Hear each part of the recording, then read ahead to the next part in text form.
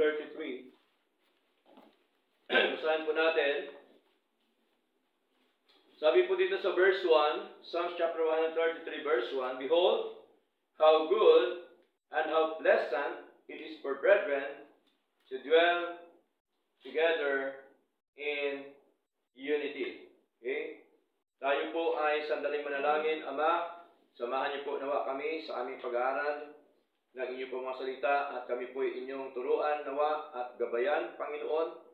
At nawa ang lahat po ay na amin pong mapag-aralan po ngayon ay ito po nawa ay patuloy na makapagbigay sa amin ng encouragement, Lord. At nawa, Panginoon, ay kami po inyong palakasin sa hamon po ng aming buhay sa mundo po ito. At nawa, Panginoon, kami po ay inyong pagpalain sa inyo po mga salita o Diyos. Salamat po sa pangalan po ni Jesus. Amen. Okay. Our topic this morning is about to dwell together in unity. To dwell together in unity. Okay? Sa ating binasa kanina sa Psalms chapter 133, dito po tayo mag-aralan po ngayon. At of course, konektado po ito yung ating binasa po. At baka po na po tayo, nanay. Baka po ano po kayo, mapagod. Okay? Psalms chapter 133 verse 1. Ulitin ko po, Behold how good and how pleasant it is for brethren to dwell together in unity.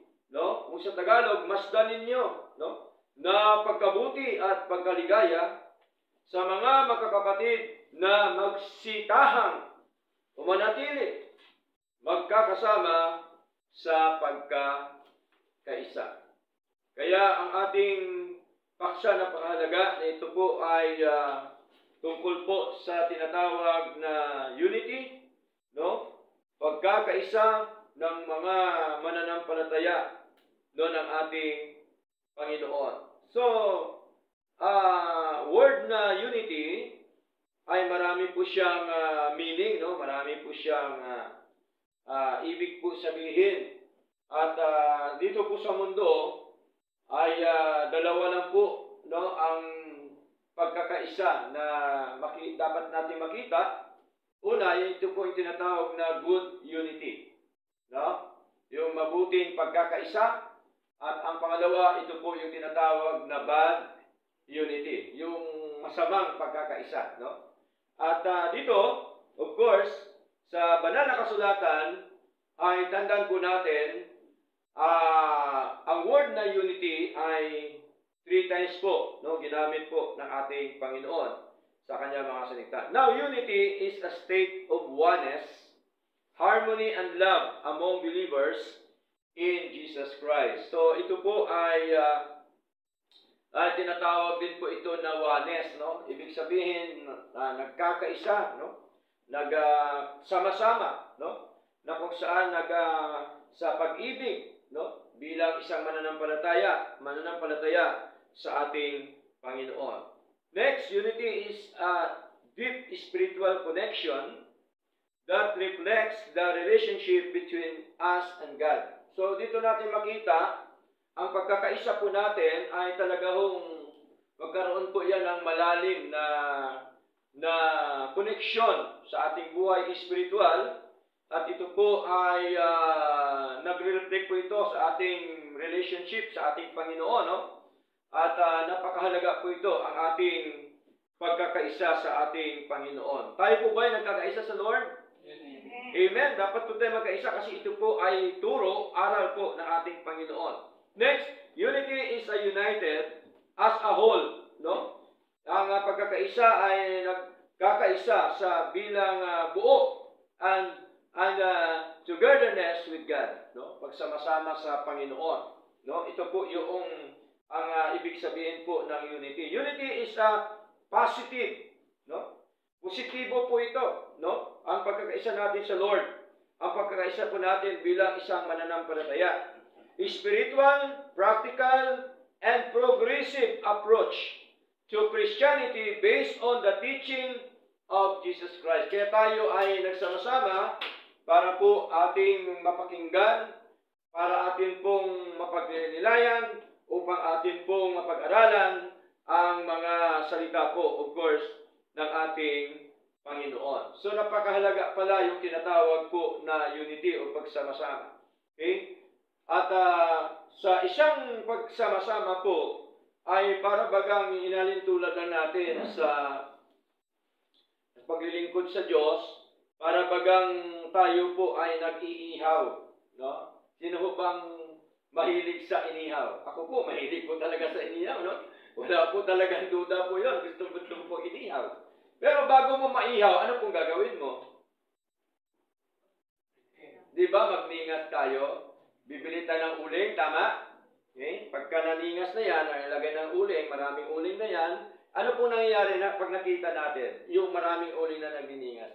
Mas lalo siyang nagbabaga, nagliliyab, mas lalo siyang lumalakas, tama? Pero tingnan niyo po mga kapatid, tanggalin niyo isang baga na nagniningas doon sa maraming baga. Ano mangyayari? Yung isa, nanghihina hanggang sa mawala na. Tama? Okay? So, yun po yung unity. Ibig sabihin, pagka isama-sama mo yan, mas lalong niningas, mas lalong liliyab, mas lalong lalakas, mas lalong maluto yung inihaw. No, ganun po ang unity. Hindi yung watak-watak. Tama po? Sama-sama, nagkakaisa, sa gawain po ng ating Panginoon. Kaya ang unity, marami pong aspeto po sa ating paglilingkod po sa ating Panginoon. Okay? At para malaman natin na tayo po ay nagkakaisa sa Panginoon, of course, nagkakaisa po na tayong lahat ay mananalangin sa Lord. Tama? Nagsama-sama po tayo na kahit po malalayo tayo, kung tayo ay nananalangin everyday, isama-sama po tayo sa pananalangin po sa ating Panginoon. Tama po? So, napahalaga yung tinatawag po na unity. Ngayon po, tayo po ay meron pong dalawang bagay na nais ko pong ibahagi sa inyo tungkol po sa tinatawag po na unity o pagkakaisa ng mga mananampalataya. Okay. Saan po ba tayo magkakaisa? Of course, number one, unity of the Spirit. No? Tayo ay magkakaisa sa Espiritu. Tama po? Kasi kung isang Espiritu natin, iisa ang ating layunin. Tama? Kung isang ating Espiritu, iisa po yung ating adhikain. Iisa po yung ating naramdaman. Tama? Iisa po yung ating pakay sa ating paglilingkod na ito sa ating Panginoon. Kasi po, mahirap po talaga na iba't iba ang Espiritu. Tama po? Hindi ho talaga lalago ang lingkod ng Diyos o ang mananampalataya, anak ng Diyos, kapag tayo po ay watak-watak. Kailangan, iisa po tayo, iisa po ang ating Espiritu. Dapat, sa buhay po natin, ang Espiritu ng Diyos ang siyang umiiral. Tama? Ang Espiritu ng Diyos dapat ang siyang nasa puso natin, no? Sa buhay po natin. Hindi po yung ibang espiritu. Tandaan po natin, meron din pong ibang espiritu. Tama po?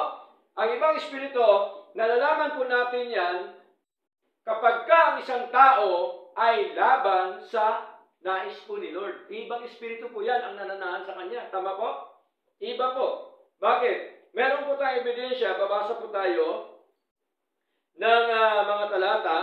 Dito po sa 1 John, sa New Testament po, mga kapatid. 1 John, chapter 4. Meron po ditong binabanggit si John, no? John the Beloved. Sabi po niya dito sa 1 John chapter 4, verse 1 hanggang verse 3, sabi po dito, Beloved, believe not every spirit. Tingnan niyo po, mga minamahal, huwag kayong magsipaniwala sa bawat espiritu. Tingnan niyo po, ibig sabihin, mga kapatid, bago natin sabihin na talaga espiritu ng Diyos at sa Kanya, kailangan sure po tayo, sigurado po tayo na ito talaga ay nasa Kanya ang espiritu ng Diyos. Okay? Then, ang sabi yung dito, but try the spirits whether they are of God. Kasi meron pong espiritu na wala po sa Diyos, hindi po sa Diyos, mga kapatid. No? Because many false prophets are gone out into the world. Malinaw po yun, mga minamahal, no? Kaya, winawarningan po tayo ng ating Panginoon, no? Inaalarma po tayo ng ating Panginoon, okay? Nang sabi po, mga minamahal, huwag kayong magsipaniwala sa bawat espiritu, kundi inyong subukin ang mga espiritu kung sila ay sa Diyos. Paano natin masubukan kung talaga ay sila sa Diyos? Siyempre, ang sinusubok ko natin, mga salita po ng Diyos. Tama po? Once na mali yung aral na taglay, once na mali yung pagkakilala sa ating Panginoon, hindi po Espiritu ng Diyos ang nasa Kanya. Tama po?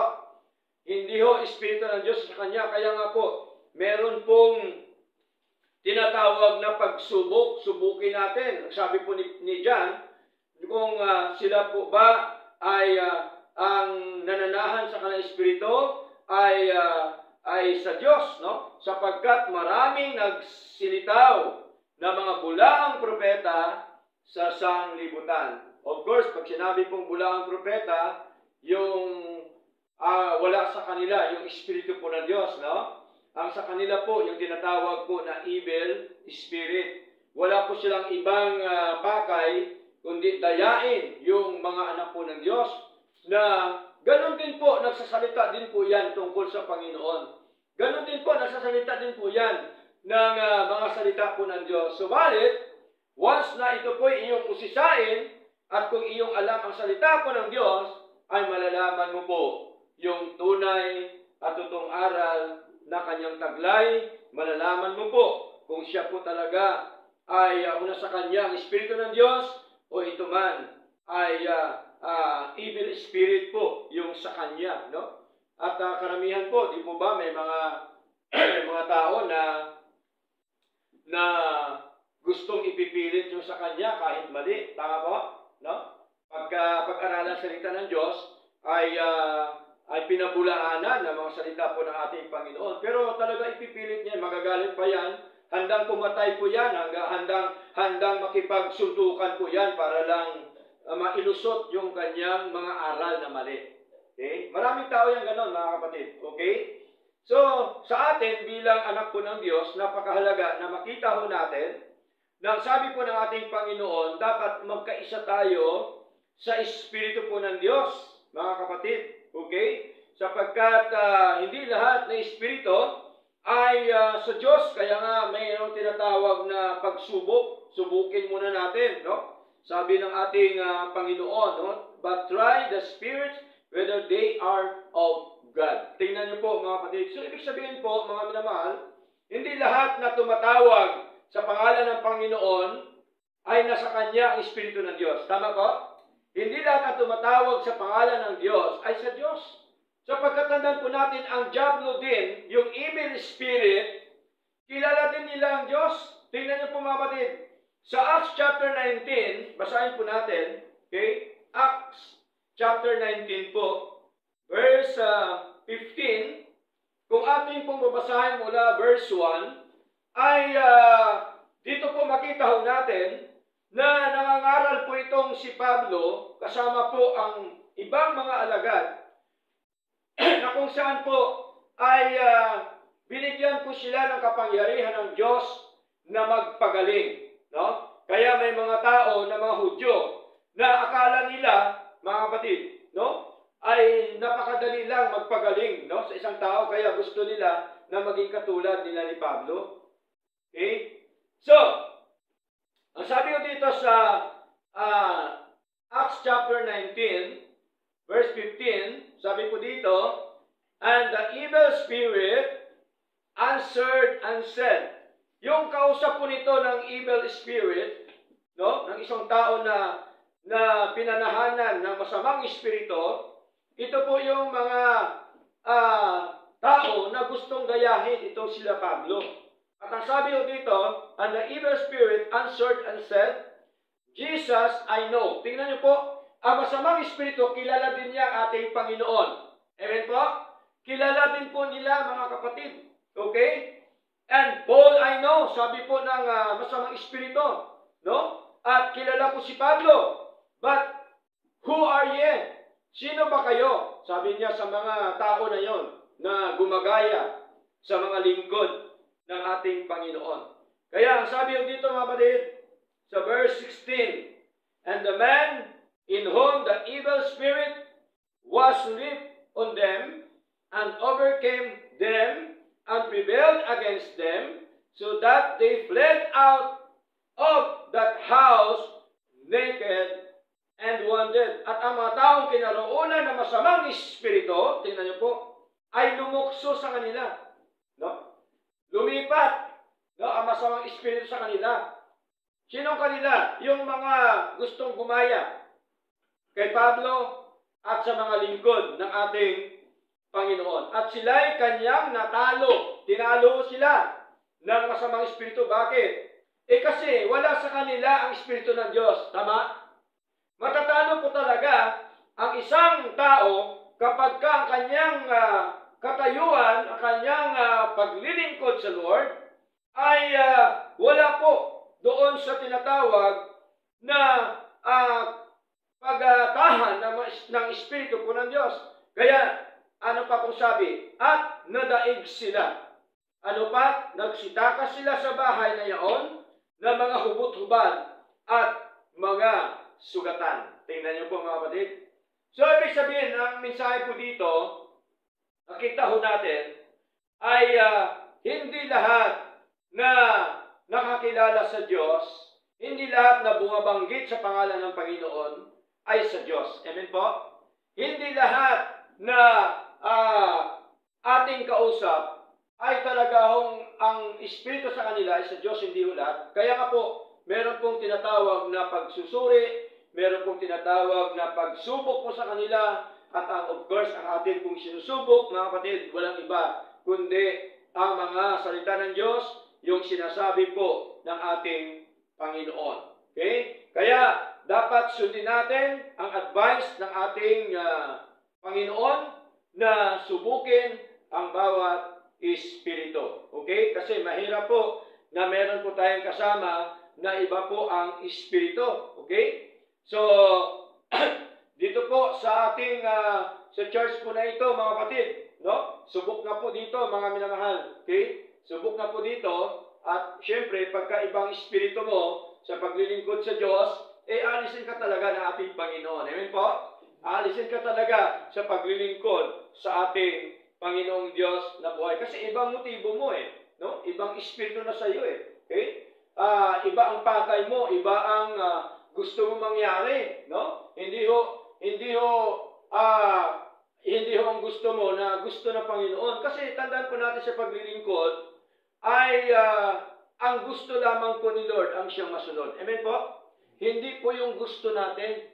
Okay? Maging sa pagsamba natin, maging sa pamumuhay natin, maging sa doktrina na ating taglay, hindi ho gusto dapat ng tao, kundi dapat ito po ang gusto ng Panginoon. Maging po sa ating pagsamba, lalo na po mga kapatid. Kaya ang ating ginagawa na ito, gusto po ni Lord. Bakit? Biblical po Tama? Ito po ang nais po at kalooban po ng ating Panginoong Diyos na buhay. Unity of the Spirit. Kasi ito po ay meron pong utos ang ating Panginoon. Basahin po natin, aklat po ng Ephesians chapter 4. No? Sa Ephesians chapter 4, verse 3. Ano po sabi dito mga kapatid? Ephesians chapter 4, verse 3. No? May sinabi po dito si Pablo tungkol po sa unity of the Spirit. Sabi po dito, endeavoring to keep the unity of the Spirit in the band of peace. Tingnan po, na nagsusumikap, no, na ingatan ang pagkakaisa ng Espiritu sa buklod ng kapayapaan. So, iingatan ho natin mga kapatid, no? Napakahalaga na ang Espiritu ng Diyos na sa atin ay maingatan natin. No? Ang nananahan dapat sa atin, yung Espiritu po ng Diyos, hindi yung masamang Espiritu, hindi yung mga kung ano-anong mga bagay na nasa atin, mga kapatid. Ayaw po yan ang ating Panginoon. Kaya sabi po ni Lord, malinaw po, na once na meron tayong Espiritu ng Diyos, magkaroon tayo ng tinatawag na buklod ng kapayapaan. Amen po? Napakasarap pong mamuhay na meron kang kapayapaan. Amen po? Ang kapayapaan, hindi yung kayang palitan ng kayamanan sa mundo. Amen po? Ang kapayapaan, hindi yung mapalitan ng mga material na bagay sa ating paglilingkod sa Lord, mga kapatid. Ito po ay binibigay ng Diyos sa atin sa pamamagitan po ng kanyang kapangyarihan, na ito po, mga kapatid, ay napakahalaga na dapat po nating ingatan, dapat nating panghawakan yung pagkakaisa, no, sa Espiritu sa harapan po ng ating Panginoon. Okay? Sapagkat kung meron tayo lahat isang Espiritu, of course, nabubuklod tayo sa kapayapaan po sa harapan ng ating Panginoon. Kaya napakahalaga po yung tinatawag po na unity of the Spirit, mga kapatid. Okay? Now, ano pa po, mga minamahal, ay basahin po natin ang 1 Corinthians chapter 6, no? Meron din po ditong binabanggit po si Pablo sa unang Korinto, no? Chapter 6, verse 17, no? Basahin po natin 1 Corinthians chapter 6, verse 17. Sabi po dito, but he that is joined unto the Lord is one Spirit. Tingnan niyo po, no? Ngunit, ang nakikisama sa Panginoon ay kaisang Espiritu niya. Tayo ba'y nakikisama sa Lord? Tayo po ba'y nakikisama sa Lord? Amen. Amen. Kaya, kung tayo daw nakikisama sa Panginoon, ay kaisang Espiritu niya. Ibig sabihin, isa ang Espiritu natin kung tayo po ay magkakasama sa paglilingkod po sa ating Panginoon. Magkakasama hindi lamang sa paglilingkod, magkakasama sa pananalangin, magkakasama sa fellowship, magkakasama sa gawain ng Panginoon, magkakasama sa mga plano po sa church, magkasama po sa mga gawain ng ating Panginoon. Lahat po tayo dapat ay magkakasama sapagkat iba po kapag tayo po ay sama-sama, iba po yung pwersa, iba po yung lakas, iba pong sigla kapag tayo po ay lahat nagkakaisa sa gawain po ng ating Panginoon. So tayo po ba ay nasa loob na po ng pagkakaisa sa gawain po ng Diyos? Amen. Purihin po ang Panginoon. So ito po ay nais po ni Lord, kalooban po ni Lord, at ito po'y utos ng ating Panginoon na dapat po tayo magkakaisa, no, sa Espiritu ng ating Panginoon. Ano pa po? Sa Philippians chapter 1 verse 27, meron din po binabanggit po dito, mga kapatid.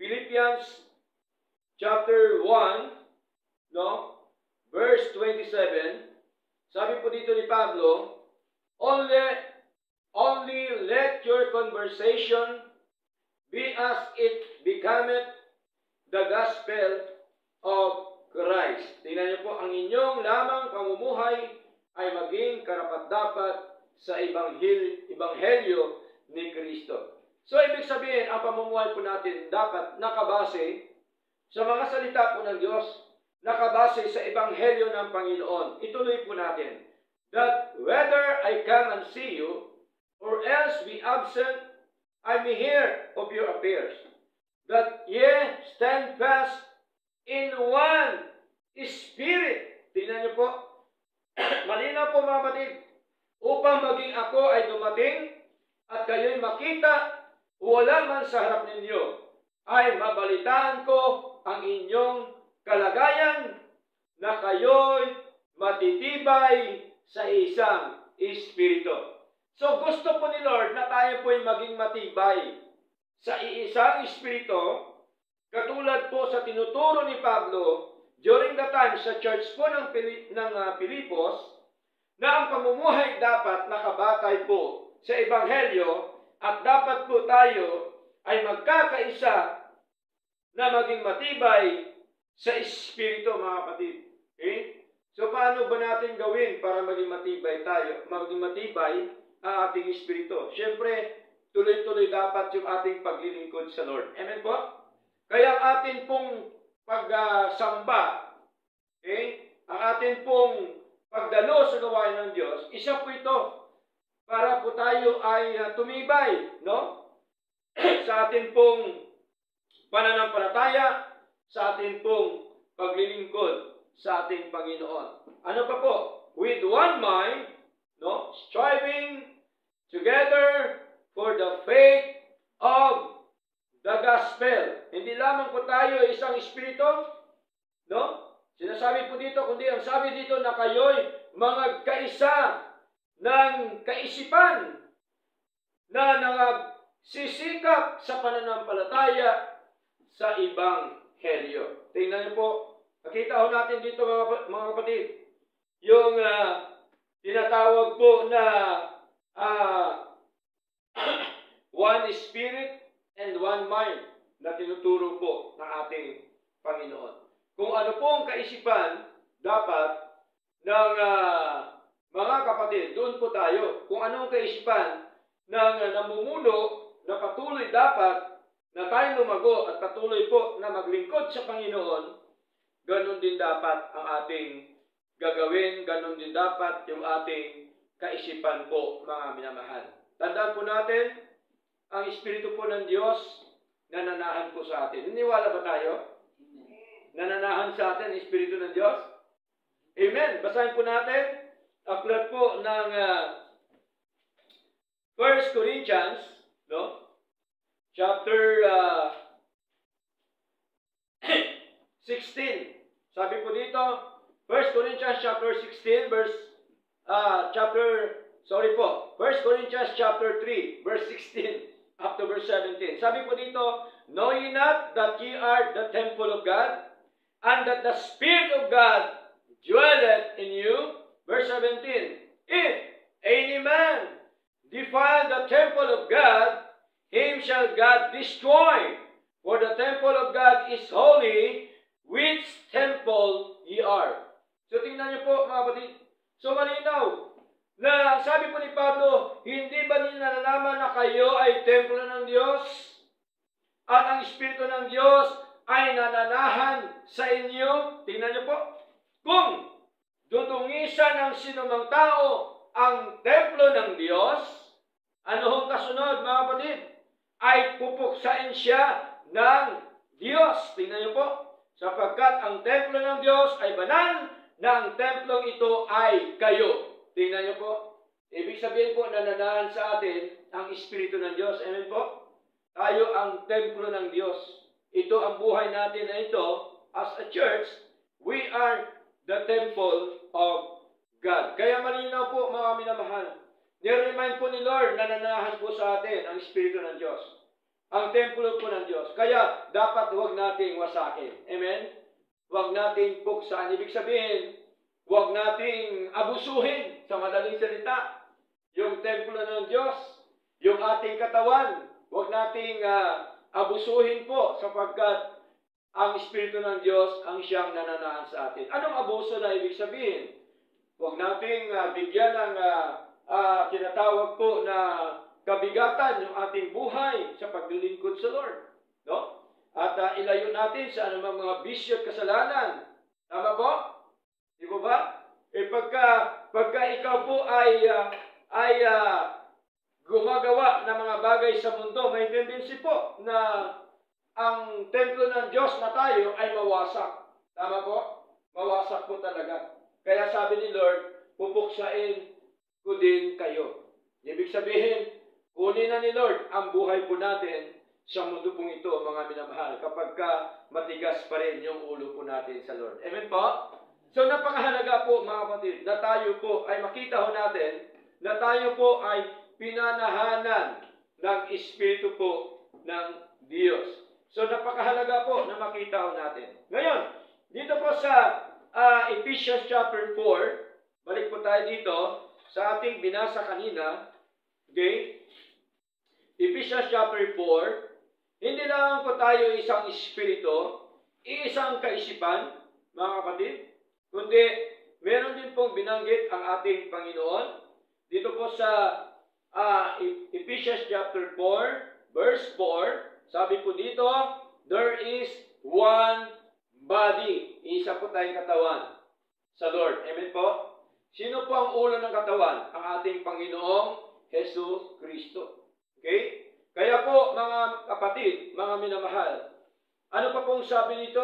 Hindi lamang po tayo isang katawan and one spirit. Isa din po dapat na espiritu. Even as you are called in one hope of your calling. So tayo din po ay tinawag din po tayo sa isang pag-asa ng pagkatawag po sa atin. Okay? Tayo po ba'y tinawag ng Diyos, mga kapatid? Amen. Tinawag po tayo ni Lord. Biro mo, no? Sino ba naman na mag-akala na ako ay taga Mindanao tapos magkasama pala tayo sa paglilingkod sa Lord? Amen po? Sino mag-akala na si nanay napakalayo? Di ba ba? Si tatay. Tayong lahat. Hindi naman tayo makakilala before. Tama po? Pero dahil sa tinawag tayo ng Diyos, dinala tayo ng Diyos, sino makasama tayo ngayon ni Lord? Nagkakaisa tayo sa paglilingkod sa Lord, nagkakaisa tayo sa ministeryo ng ating Panginoon. Kaya po, napakahalaga na maintindihan natin yung tinatawag po na iisang pag-asa ng pagkatawag po ng Diyos sa atin. Tayo po bang lahat naniniwala na ang ating pag-asa ay ang ating Diyos? Amen. Siya po ang pag-asa po natin. Wala na pong iba, mga kapatid. Tandaan po natin, lahat po na aspeto sa buhay po natin, ang pag-asa po natin, walang iba kundi ang ating Panginoon. Simple lang po yan. Once na isang bagay, hindi ho natin makamtan. Anong ibig sabihin doon? Ibig sabihin, hindi talaga para sa atin. Tama? Hindi po para sa atin. Huwag nating pilitin ang sarili natin nang hindi po para sa atin. Tama po, maghintay tayo kung ano ang kasunod na gagawin po ng ating Panginoon. Kasi kung sa atin po talaga isang bagay, sa atin po. Amen po? Kaya po, mga kapatid, ang pag-asa natin, dapat po natin makita na sa ating pong Panginoon. Verse 5, sabi dito, one God. Kaya po tayo naniniwala na one God. Amen? Meron tayo isang Diyos na hayag bilang Ama, Anak, at banal na Espiritu. Okay? Kaya one God po ang ating doktrina, ang totoo, ang tamang doktrina, sapagkat ang tatlong ito ay tinatawag din po na hindi lamang po one God, kundi ito po ay Godhead na tinatawag po, mga minamahal. Okay? So, dito po ay malinaw na one God and Father of all, who is above all, and through all, and in you all. Okay? So dito po, binanggit ang Diyos Ama na sa lahat, sabi po ni Pablo, at sumasa lahat at nasa inyong lahat, mga kapatid. So, dito po makita natin yung unity, pagkakaisa sa Espiritu, at pagkakaisa sa tinatawag po na kaisipan, pagkakaisa sa pag-asa, isang Panginoon, isang Diyos, no? Meron pa nga dito binabanggit, no? Ay isang bautismo sa verse 5. Sabi dito, isang Panginoon, no? One Lord, one faith, one baptism. So malina yon. Of course, pag sinabing one Lord, nauna lagi si Lord. Amen? One Lord, one faith, one baptism. Bakit nauna lagi si Lord? Siya ang una sa buhay po natin, mga kapatid. Siya nagligtas sa atin. Siya nagbigay sa atin ng pananampalataya. Siya nagbigay sa atin ng conviction. Isang bautismo na sinasabi po ng ating Panginoong Diyos na buhay. Okay? So malinaw po yan, mga kapatid, na number 2, unity of the faith. Number 1, unity of the Spirit. Number 2, unity of the Spirit, of faith. Dapat iisa ang ating pananampalataya. Amen po? Isang aral natin, isang pananampalataya natin sa ating Panginoon. Now, Ephesians chapter 4, verse 13. No? After verse 14. Kasi mahirap po na kanya-kanya tayong pananampalataya. Mahirap po na kanya-kanyang aral meron tayo. Dapat iisa yung ating pananampalataya. Iisa po yung ating aral na taglay. No? Isa po yung ating doktrina.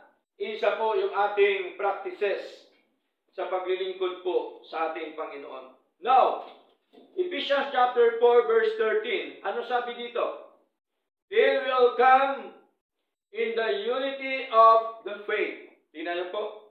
And of the knowledge of the Son of God, unto a perfect man, unto the measure of the stature of the fullness of Christ. Tingnan niyo po. No? Hanggang sa tayong lahat ay dumating sa pagkakaisa ng pananampalataya. Kaya importante po yung namumuno o pastor, yung preacher, yung servant ng Panginoon na magbahagi po kasi sila po yung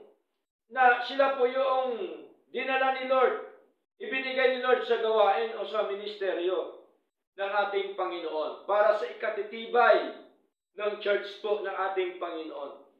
Kaya tinuro po ni Pablo na tayong lahat daw ay dumating sa pagkakaisa ng pananampalataya.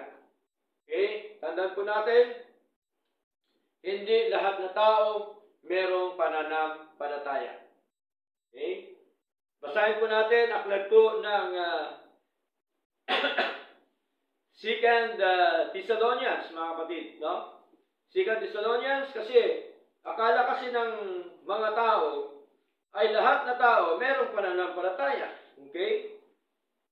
2 Thessalonians chapter 3 verse 1 up to verse 2. Sabi po dito, finally, brethren, pray for us that the word of the Lord may have free course and be glorified even as it is with you. Tingnan niyo po, verse 2.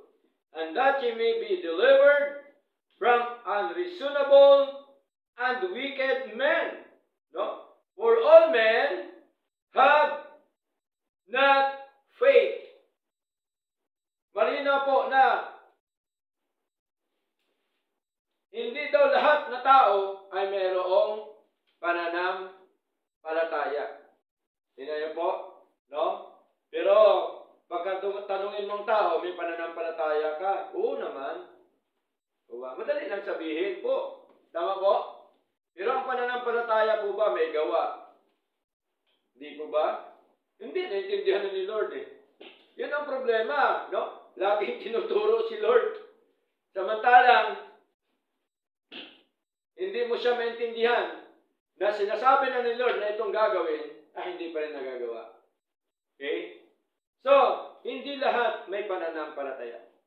Kaya kailangan tayo bilang mananampalataya ng Panginoon, magkaroon po tayo ng pagkakaisa sa ating pong pananampalataya sa Panginoon. Kasi po, may dahilan, may gustong gawin po, may gustong palabasin ang ating Panginoon.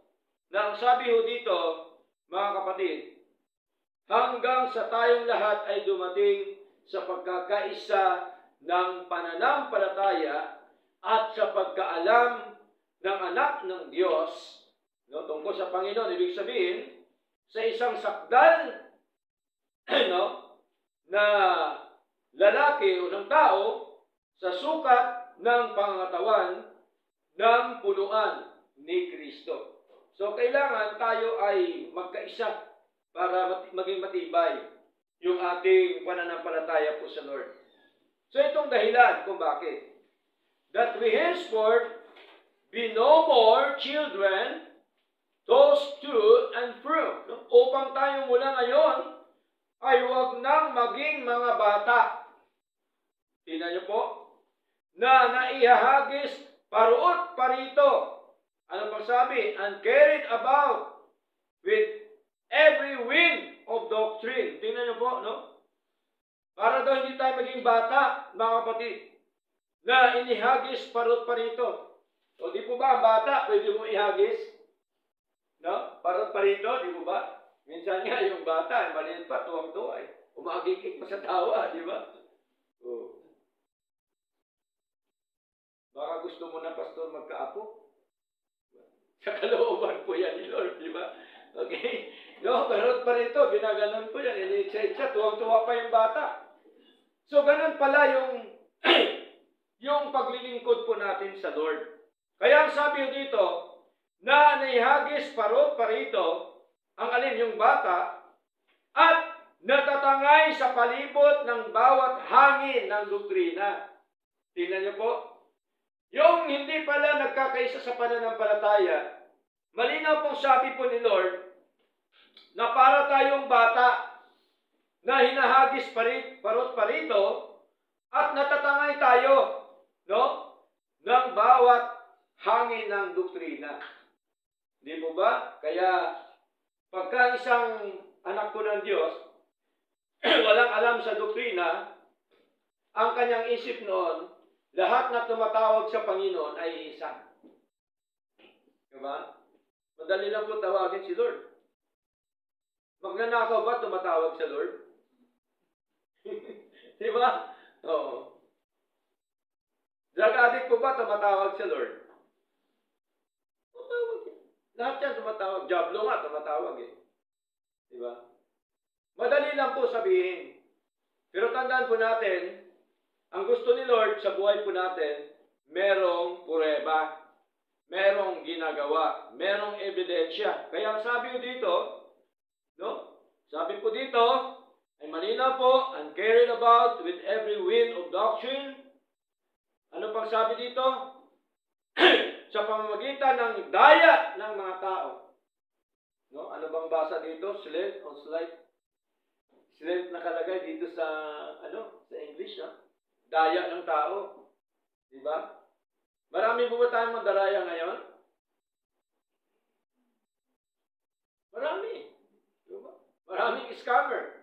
Kahit salita ng Diyos, ini-scam na ngayon, mga kapatid. Tandaan po natin. No?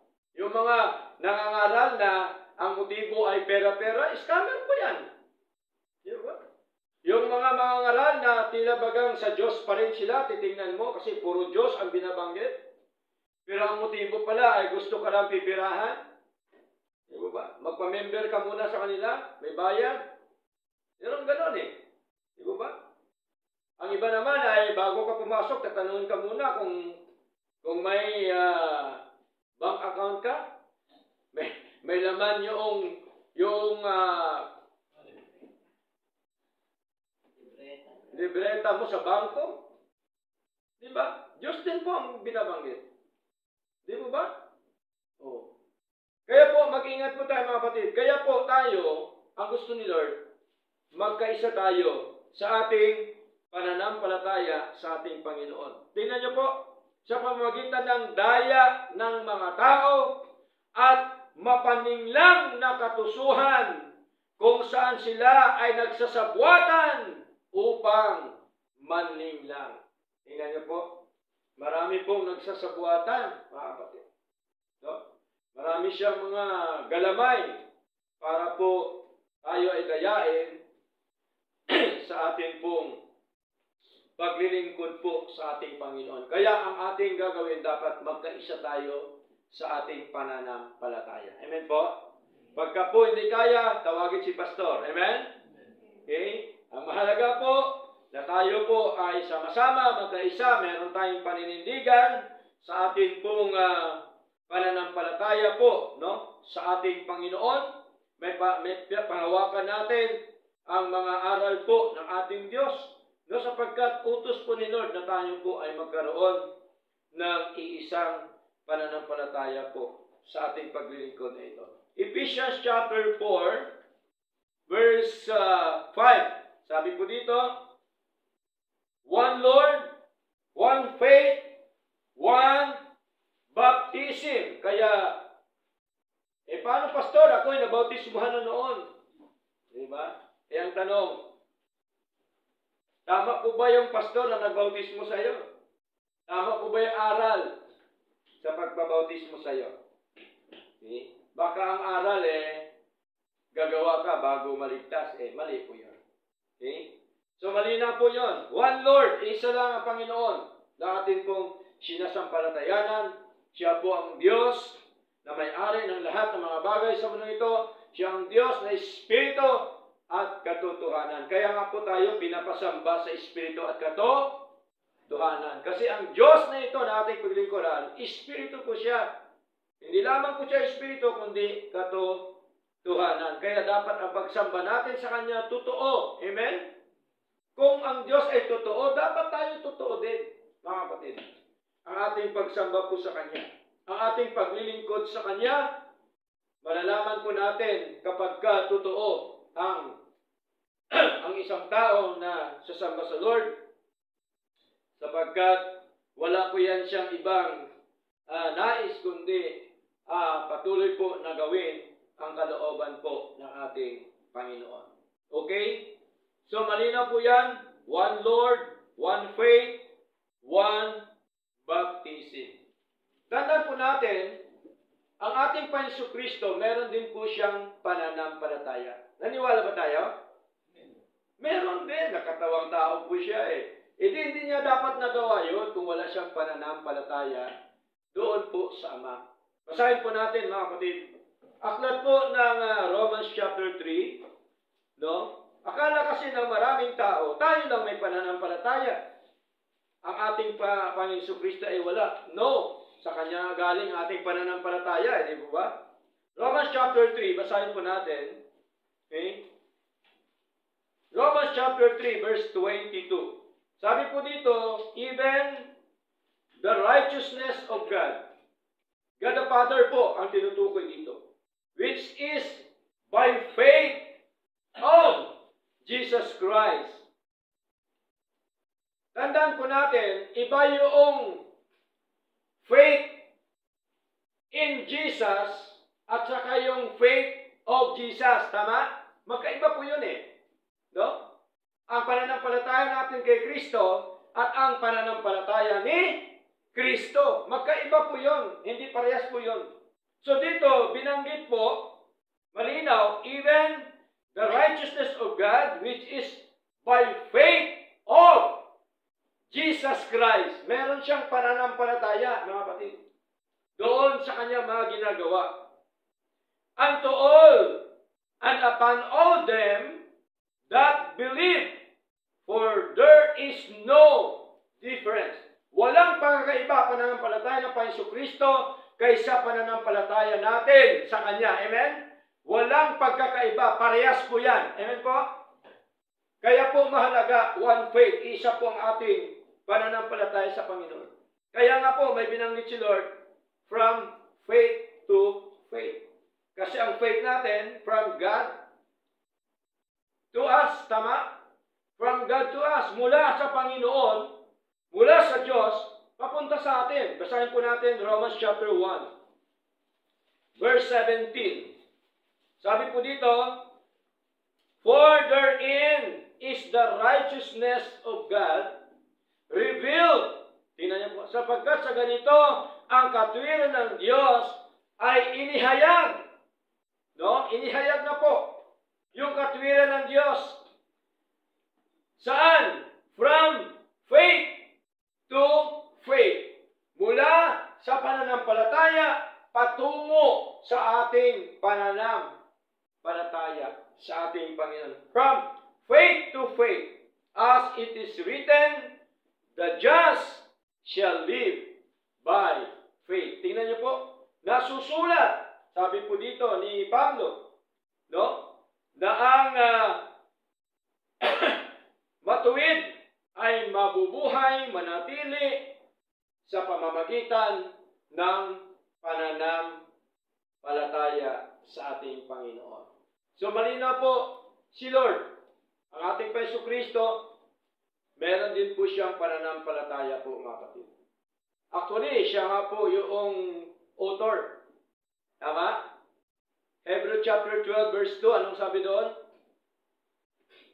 Looking unto Jesus, the author and finisher of our faith. Siyang author, sa kanya nagaling yung ating pananampalataya. Kaya, siya din po, merong pananampalataya. Alangan naman, may pinanggalingan pananampalataya mo sa Lord, wala pala siyang pananampalataya. Ay, hindi pwede yan. Tama? Kung meron siyang pananampalataya, tayo din, merong pananampalataya na galing po sa Kanya. Okay? So, basahin din po natin ang aklat po ng Galatians chapter 2. Verse 16, sabi po dito, Galatians chapter 2, verse 16, sabi po dito,